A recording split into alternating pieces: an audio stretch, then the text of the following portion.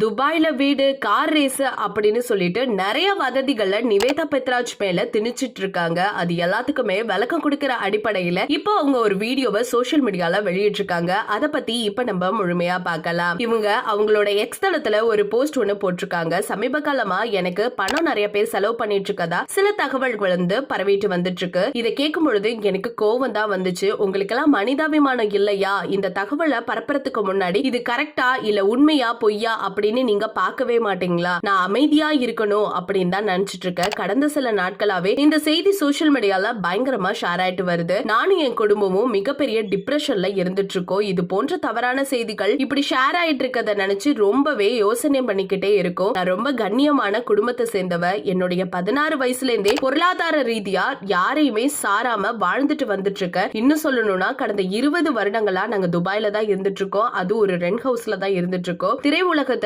இப்ப வரைக்குமே எந்த ஒரு தயாரிப்பாளர்களோ இயக்குனர்களோ ஹீரோ கிட்டயோ போயிட்டு எனக்கு ஒரு பட வாய்ப்புகள் கொடுங்கல அப்படின்னு நான் இன்னைய வரைக்கும் கேட்டதே கிடையாது. அது மட்டும் இல்லாம நான் 20 படத்துக்கு மேல நடிச்சிருக்கேன். அந்த படம் எல்லாமே என்ன தேடி தான் வந்துச்சே தவிர்த்து நான் எந்த ஒரு காரணத்துக்கும் அவங்கள தேடி போகவே இல்லை. பணத்துக்காகவோ வேலைக்காகவோ நான் பேராசையோட இருந்ததே கிடையாது. எனக்கு அந்த ஒரு கேரக்டரும் கிடையாது. 2002 முதல் நாங்க துபாயில தான் இருந்துட்டு இருக்கோம். அதுவும் வந்து வாடகை வீட்டுல தான் இருந்துட்டு இருக்கோம். 2013 வருஷம் எனக்கு என்னமோ தெரியல கார் ரேஸ்ல இன்ட்ரெஸ்ட் அதிகமா இருந்துச்சு. சரி தான் அதுல நான் வந்து கான்சென்ட்ரேட் பண்ணிட்டு வந்துட்டு இருந்தேன். சென்னையில நடக்கிற போட்டியை பத்தி எனக்கு ஒண்ணுமே இப்ப வரைக்குமே தெரியாது. இதை தவிர என்ன பத்தி உங்ககிட்ட பேசுறதுக்கு என்ன சொல்றதுன்னு தெரியல. ஆனா என்ன பத்தி இப்படி தப்பான தகவல்ல பரவிட்டு வர்றது வந்து எனக்கு ரொம்ப கஷ்டமா இருக்கு. இது எதுவுமே உண்மையே கிடையாது அப்படின்னு சொல்லியிருக்காங்க. இதெல்லாம் எதுக்காக சொன்னாங்க அப்படின்னு கேட்டா நம்ம எல்லாருக்குமே தெரியும் நடிகர் மற்றும் அரசியல்வாதியான நம்ம உதயநிதி ஸ்டாலின் அவர்களோட இவங்களை கம்பேர் பண்ணி பேசிட்டு இருக்காங்க. சினிஃபீல்ட பொறுத்த வரைக்கும் இதெல்லாம் காமனா நடக்கிற விஷயம் தான். இவங்க 2 பேரும் சேர்ந்து ஒரு படமும் நடிச்சது நமக்கு நல்லாவே தெரியும். இப்ப உதயநிதி தான் இந்த வீடு வாங்கி கொடுத்தாரு அப்படிங்கிற மாதிரி சில செய்திகளை இப்ப பரவிட்டு வந்துட்டு இருக்காங்க.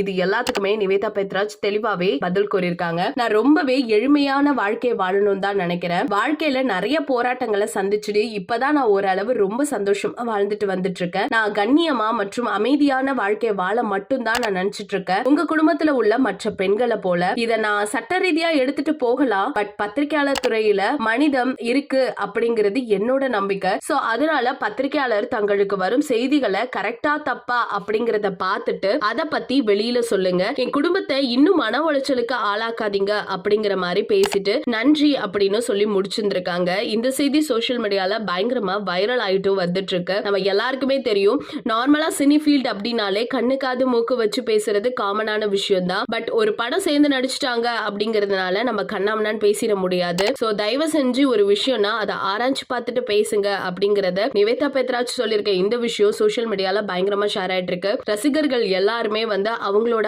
ஆவேசத்தை கொட்டிட்டு வந்துட்டு இருக்காங்க. இத பத்தி உங்களோட கருத்துக்களை மறக்காம நம்ம கமெண்ட் செக்ஷன்ல ஷேர் பண்ணிக்கோங்க.